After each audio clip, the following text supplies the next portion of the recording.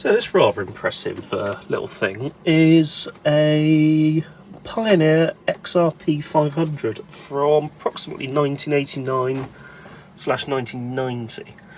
Now, I've seen this working, and one of the problems is that the CD deck is slightly slow to seek, and I've been advised that the actual laser is driven by a belt, so it's quite possible that the belt is slipping.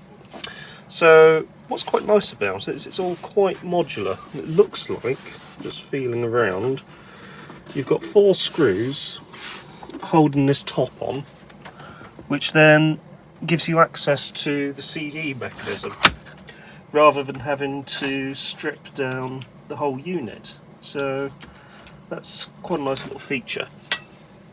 So let's see if we can get inside of it.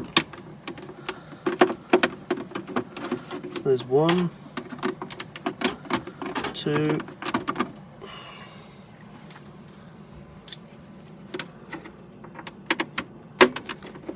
3, and 4. They're not actually that tight, so that one is at the back.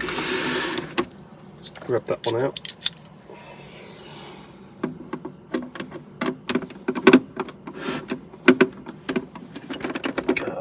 Come on. There we are.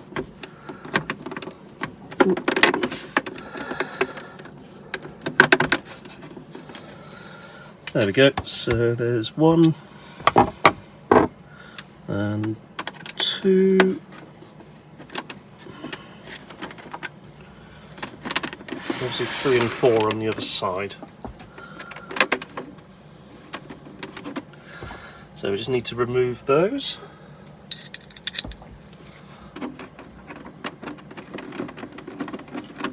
There we are, that one's coming out. It's taken a little bit of effort.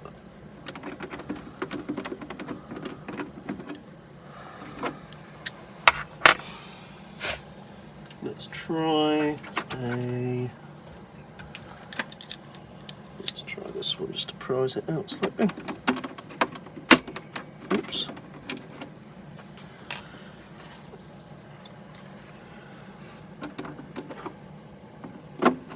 There we go. Just seem to be a little bit fussy to take out.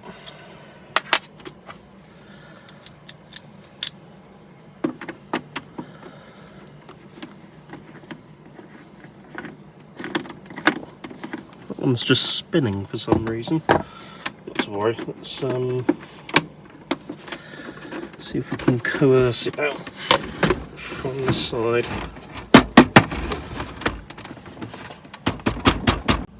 So we're a little bit more in on the action, and let's see how this is fastened.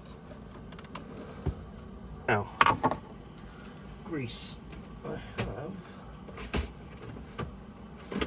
somewhere, there it is, some silicone grease. So we'll put a little bit of that onto this sled here. Try not to get it everywhere. Take out the excess, and we'll put some of it onto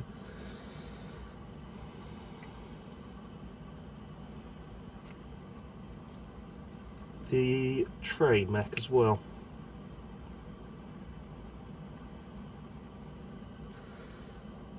There we go, a little bit onto there and there.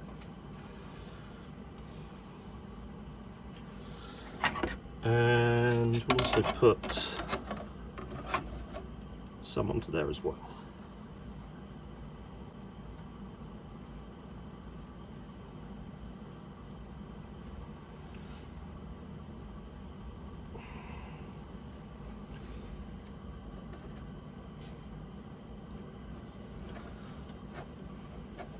There we go. Right, so let's get that out of the way. Into there.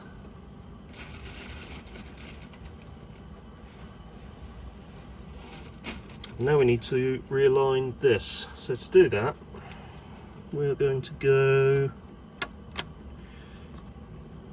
in like so. So there's a couple of sort of ridges along here that it follows along and actually locks onto.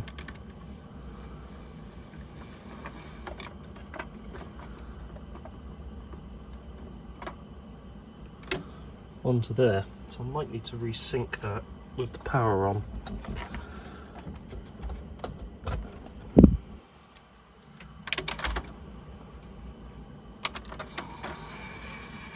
There you go. Yeah, you need to resync it with the power on by the looks of it. So you push it all the way back, that locks it into position, and then that's it resynced. And then to refit this, quite literally, slide that onto there, like so. And there, and it locks it in place. Then we can give this a wipe over. We can take this, pop that back into place. It's really only one way it will go in. So kind of hooks in. Which way does it go? Hooks in somehow that way, and then locks in like so. So I wasn't getting a huge distance with this, it kept failing. So I stripped it apart again and I cleaned everything with isopropyl alcohol, which made no difference whatsoever. But then I thought, okay, there's some presets on here and those have been preset at the factory.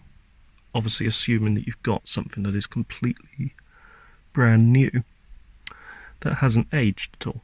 So this was in a central position, so I tweaked it slightly in that direction to the left.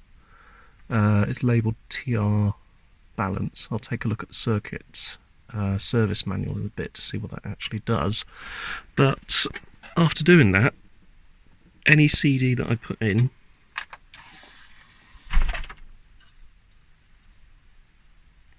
immediately detects how many tracks and how long the CD is, and if I hit play,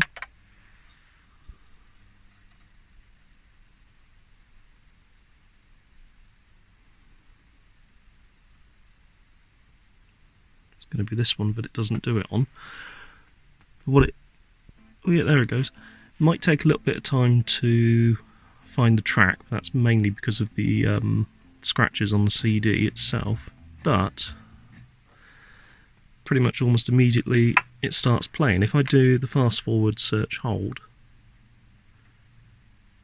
it doesn't bomb out at a certain point, it just keeps going. I would call that a success. So I'm going to put it back together and leave it alone now, because for the most part that seems to be working.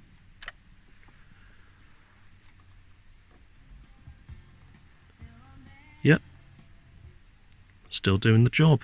And obviously if I do stop, we can have a look at the sled. Oh, sorry, not getting a very steady shot on that. If I do stop,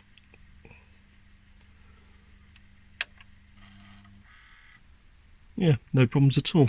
So the sled itself doesn't seem to have any issues. If I do all the way to track 17,